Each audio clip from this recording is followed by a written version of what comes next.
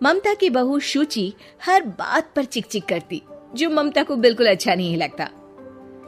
बहू, तेरे में कोई कमी नहीं है, सारा काम भी तू बहुत अच्छे से करती है, लेकिन ये तेरी जो जबान है ना, बड़ी कैंची की तरह चलती रहती है, जो तेरा सारा काम बिगाड़ कर रख देती है। वाह जी वाह, मतलब आप लोगों को बेजुबान बहू चाहिए थी, जो न बोले न बात करे, और आप लोग बस जुल्म ढाते रहे। तभी वहां क्षितिज आ जाता है। अरे ऐसा क्या जुल्म हो रहा है तुम्हारे ऊपर? माँ सही कह रही है, मैं खुद तुम्हारी चलती जुबान से परेशान हो गया हूँ। अब तो शुचि का पारा 7वें आसमान पहुंच जाता है। वाह जी वाह, अब आप भी, क्या नहीं किया मैंने आपके लिए, अपना सब कुछ दांव पर लगा दिया, लेकिन आप भी अपनी माँ की जुबान बोलने लगे। अरे यार, कैसी बात बोल रही हो? माँ की जबान, बीवी की जबान, अरे मेरी तो कोई जुबान है ही नहीं जैसे। देखो शुचि, माँ से बुरा व्यवहार मैं पसंद नहीं करूंगा। अब क्या था, माँ के सामने अपनी हुकूमत कम होती देख शुचि को माँ से नफरत होने लगती है। अगले दिन शुचि माँ के कमरे में जाती है। माँ, ये लीजिए गर्म पानी। पानी रखकर वो चली जाती है, लेकिन जैसे ही माँ गरारा करने लगती है, हाय रे, मैं तो जल गई। अरे पानी इतना गर्म क्यों दिया शुचि? मेरा तो पूरा का पूरा मुंह ही जल गया। वाह, मजा आ गया, लग रहा है गर्म पानी ने अपना काम कर दिया, अब और लगो ना मेरे मुंह। शुचि, माँ के चिल्लाने की आवाज आ रही है, और तुम कैसी हो कि जाती भी नहीं, देखती भी नहीं कि माँ को क्या हो गया। आवाज तो आपको भी आ रही है, जा तो आप भी सकते हैं, लेकिन नहीं, शुचि ने तो जैसे सारे काम का कॉन्ट्रैक्ट साइन कर लिया है तुम्हारे परिवार से। ये कहकर शुचि माँ के कमरे में जाती है, लेकिन जैसे ही वो कमरे में घुसती है, माँ जल्दी से शुचि को पकड़कर खींच लेती है और ऊपर एक बड़ी सी छिपकली गिरती है। शुचि छिपकली देखकर डर जाती है। हे भगवान, ये छिपकली मेरे ऊपर गिरती तो मैं तो मर ही जाती। हाँ बेटा, मैं जानती हूँ कि तू छिपकली से डरती है, और समय पर मेरी नजर पड़ गई, ऐसे मेरा मुंह जल गया है। प्लीज कुछ कर, रहा नहीं जा रहा है। शुचि को अपने किए पर पछतावा होता है और भागकर सास को बर्फ देती है। ये लीजिए, इसे मुंह में रख लीजिए, और गलती तो वैसे आपकी भी है, चेक करना चाहिए था ना आपको कि पानी कितना गर्म है। अरे 7 साल हो गए तेरी शादी को, तब तो चेक नहीं किया, अब क्यों करूं? वाह जी वाह, यहाँ भी मेरी ही गलती है। अरे इंसान हूँ, मशीन नहीं जो हमेशा सही रहूं। अच्छा, आज मैं दोपहर में सहेल के घर जा रही हूँ, अभी से बता देती हूँ। अरे हाँ हाँ, जाना, मैंने कब मना किया है? पता है नहीं किया, लेकिन बच्चे, हाँ हाँ, जैसे तू हमेशा बच्चों को साथ लेकर जाती है, मैं देख लूंगी ना। शुचि तैयार होकर सहेली के घर जाती है। अरे वाह शुचि, तेरी ड्रेस तो बहुत अच्छी है, तू ऐसे कपड़े पहन कर निकलती है तो तेरी सास कुछ नहीं कहती क्या? दूसरी सहेली बच्चा संभालती हुए कहती है।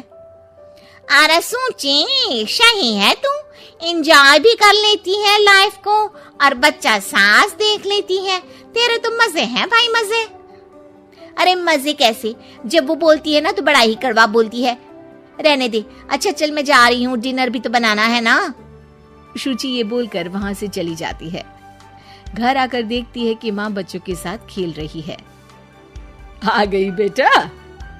आना ही था ना, खाना कौन बनाएगा? फिर रात होते ही सब चिल्लाने लगेंगे, खाना खाना, और फिर सबको मौका मिल जाएगा ना मुझे कहने का कि मैं सही हूँ ही नहीं, खाना भी नहीं बनाती हूँ, और आप आप तो सबसे पहले बोलेंगी। अब सास को गुस्सा आ जाता है। एक तो सारा दिन तेरे बच्चों को देख रही थी, घर पर किसी न किसी का आना जाना लगा रहता है, बच्चे घर गंदा करते हैं उसे देखती हूँ, हद है। अब क्या खाने की जिम्मेदारी भी मैं ही ले लूं तो करेगी तू क्या? शुचि को ये सुनकर कुछ ज्यादा ही गुस्सा आ जाता है। बस माँ जी बस, अरे ये तो गुलामों वाली जिंदगी हो गई, कोई फ्रीडम रहा ही नहीं, ऐसा लगता है कि बंद कर रह गई हूँ, घर तो किसी कैद खाने सा हो गया है। मन ही नहीं करता यहाँ रहने का। अब मैं और आप एक घर में रह ही नहीं सकते बस। अरे तो क्या मैंने बांध कर रखा है तुझे? अरे मैंने क्या कर दिया जिससे तुझे ऐसा लग रहा है? और तेरा इतना बोलने के बाद तो मैं खुद ही तेरे साथ नहीं रहना चाहूंगी। लेकिन अब सवाल था कि सासू माँ जाएंगी कहाँ, क्योंकि बहू तो मायके चली जाती है, लेकिन सास कहाँ जाए। तभी क्षितिज आ जाता है। उसे भी सारी बात का पता चलता है। वो माँ को समझाता है, लेकिन वो मानती नहीं और ना ही शुचि मानने को तैयार। दोनों की लड़ाई में माँ का सामान पैक हो जाता है। माँ अब कहाँ जाएंगी? मैं भी अपने मायके जाऊंगी। माना मेरे माता पिता नहीं रहे, लेकिन भाई भाभी से भी तो मायका होता है ना। और सास निकल जाती है मायके। बस फिर क्या था, शुचि सुबह सुबह गर्म पानी लेकर माँ के कमरे में जाती है, लेकिन वहां माँ नहीं होती। हाँ, चलो अच्छा है, अब ये रोज रोज के काम से तो बची। ये कहकर वो कमरे में जाती है जहां अक्सर माँ बैठी रहती थी। कमरा खाली खाली लग रहा है।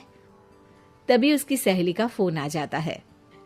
अरे सुची, बहुत अच्छी सेल लगी है। कौड़ियों के दाम में ब्रांडेड कपड़े, जूते और बैग मिल रहे हैं। चलो ना चलते हैं। वाह रे वाह, ठीक है मैं आती हूँ। अब तो कोई टेंशन है ही नहीं, सासू माँ भी नहीं है, अब तो मजे से घूमूंगी।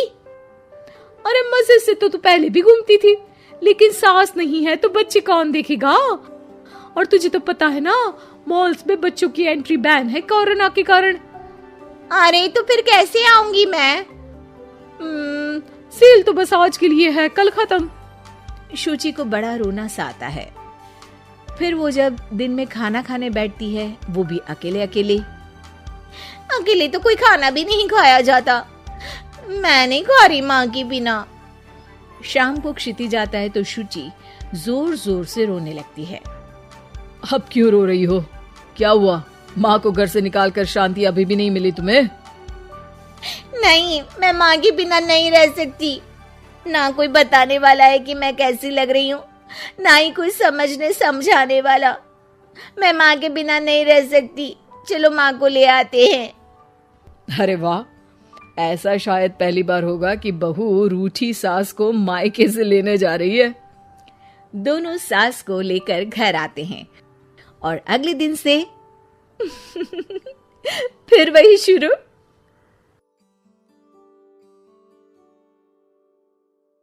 विंजो गोल्ड से मैंने सिर्फ गेम्स खेल के 17,000 रुपए कमाया है और रेफर करके 20,000 रुपए, और ये सारा पैसा मैं अपने बैंक में ले भी चुका हूं, मतलब कि विड्रॉ भी कर लिए हैं। अगर आप ऑनलाइन से पैसे कमाना चाहते हो तो आपने विंजो गोल्ड के बारे में जरूर सुना होगा। विंजो गोल्ड एक गेमिंग प्लेटफॉर्म है जहां पर आपको कई सारे गेम्स मिलते हैं जिनको आप प्ले करके पैसे कमा सकते हो। और ये विंजो गोल्ड ऐप एक बहुत पुरानी गेमिंग ऐप है और इसको बड़े बड़े यूट्यूबर्स के साथ साथ हमारे धोनी सिंह जी भी प्रमोट कर रहे हैं। ऐसे में क्वेश्चन यहाँ पर आता है कि क्या विंजो गोल्ड ऐप